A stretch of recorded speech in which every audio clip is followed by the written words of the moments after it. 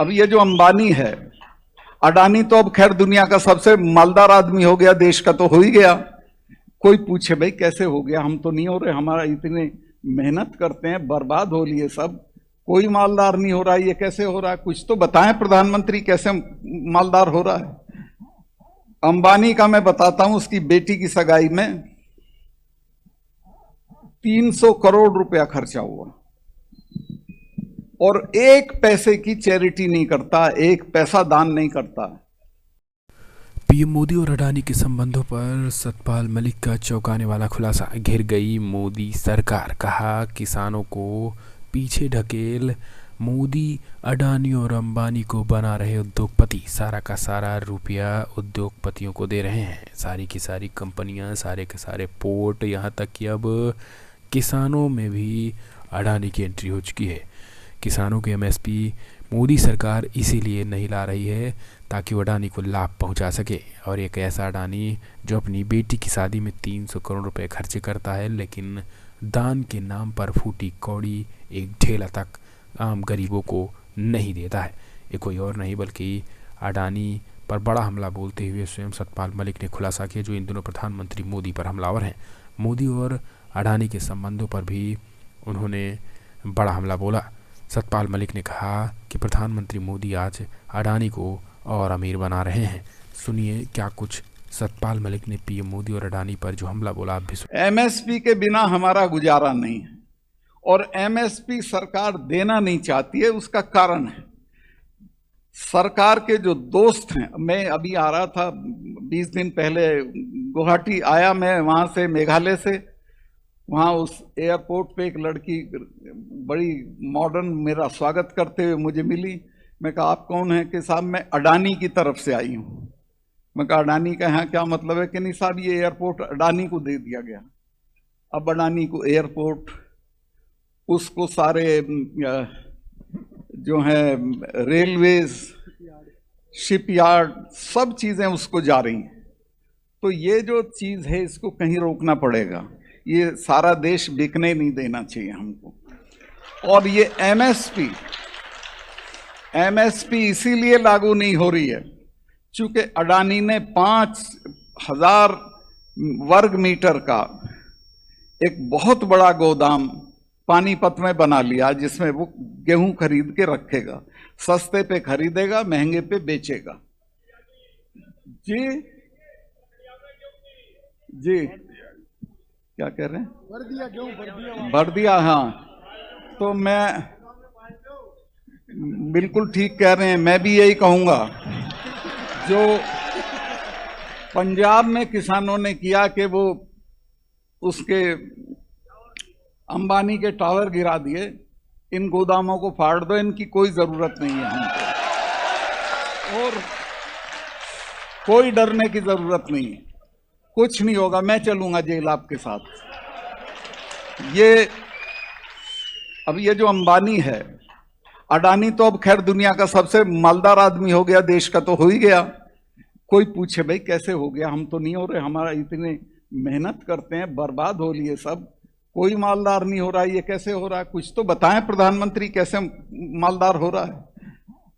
अंबानी का मैं बताता हूं, उसकी बेटी की सगाई में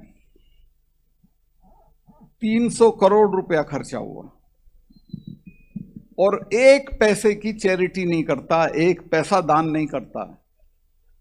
दुनिया के जितने बड़े लोग हैं, संगीत की दुनिया के एक बड़े आदमी हैं, लॉर्ड गिल्डोफ उनका नाम है, वो अपनी सारी आमदनी अफ्रीका के बच्चों की पढ़ाई के लिए दान करते हैं।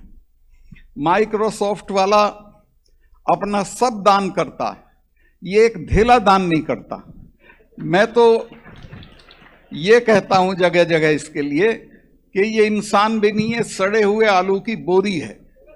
इनको कोई इज्जत मत दीजिए, इनको सेठ भी मत कहिए, और जब तक इन पे हमला नहीं होगा तब तक ये क्लास रुकेगी नहीं। हम नीचे जाते रहेंगे, ये ऊपर जाते रहेंगे। मैं अब जो आपके काम की बात है वो बताना चाहता हूं कि देखिए, हमारे पास ना तो वो सड़ी हुई हवेलियां हैं कि जिन पे हम कर्जा लेके होटल बना लेंगे, ना हमारे पास महल हैं, ना हमारे पास रुपया है। हम तो छोटी छोटी ज़मीनों के मालिक हैं, उसी में ऊपर नीचे होते रहते हैं। एक ही तरीका है एम्पावर होने का, ताकत हासिल करने का और आगे बढ़ने का, और वो है तालीम का। दुनिया में जिन कौमों ने तालीम की तरफ ध्यान दिया वही तरक्की की है। एक घटना मुझे इंग्लैंड की याद आती है। जब वर्ल्ड वॉर सेकंड चल रहा था, बजट पेश हो रहा था। बजट में सारी मदों में कटौती की गई, लेकिन एजुकेशन में कोई कटौती नहीं हुई। खड़े हो गए विपक्ष के लोग, उन्होंने कहा साहब इसमें कटौती क्यों नहीं हुई? प्रधानमंत्री ने कहा कि टूटे हुए पुल दोबारा बन जाएंगे, मकान दोबारा तामीर हो जाएंगे, कारखाने फिर बना लेंगे, लेकिन अगर एक पीढ़ी तबाह हो गई तो उसको दोबारा खड़ा नहीं किया जा सकता। तो ये जो हमारी पीढ़ी, इसकी तालीम पे अब वो सारी चीजें छोड़ दो कि बुढ़े के मरने पे 40 गांव की चिट्ठी फाड़ोगे, बुढ़ा सूरजमल हो जाएगा उससे। उस पैसे को बचाओ। दहेज में आजकल हमारे यहाँ तो 4 छल्ले की गाड़ी मांगते हैं, वो कौन सी है? ओडी। वो मत मांगो। घर में मैं गया अभी, वहां हनुमानगढ़ मेरे शिकायत की लोगों ने कि साहब घर में 2 आदमियां, मकान 15 कमरे में बना रखा है और 5 बीघे में बना रखा। क्यों भाई? मैं जब MP रह लिया था, MLA रह लिया था, मिनिस्टर रह लिया था, तब भी मैं दिल्ली में 2 कमरे के मकान में रहता था। जब मुझसे मिलके चौधरी लोग नीचे उतरते थे तो मेरा ड्राइवर बताता था कि साहब वो कह रहे हैं कि बताओ भाई, तो 2 कमरे के मकान में तो रह रहा है। मैंने कहा इनको अकल नहीं है, 2 कमरे का मकान मेरी ताकत है। इस 2 कमरे के मकान की वजह से मैं प्रधानमंत्री से पंगा ले सकता हूं। अगर मेरे पास दौलत होती, मेरे पास इल गॉटन वेल्थ होती, मेरे पास बड़े बड़े महल दुमहले होते तो मैं नहीं लड़ सकता था, क्योंकि ईडी आ जाती अगले दिन, इनकम टैक्स आ जाता। अब तो मैं जब गया कश्मीर में, जब गया तो जाते ही 2 मामले मेरे सामने आए और दोनों में घपला था। मुझे सेक्रेटरी ने कहा जी इनमें गड़बड़ है, तो मैं कहा इनको कैंसिल करो। उन्होंने कहा साहब इनमें 150 करोड़ रुपया है। मैं कहा भाड़ में जाए, मैं तो 5 कुर्ते पजामे में आया हूं, ऐसा ही जाऊं। और मैं तीसरे दिन प्रधानमंत्री जी को मिलने गया। मैंने उनको बताया कि साहब ये मामले थे, मैंने कैंसिल कर दिए।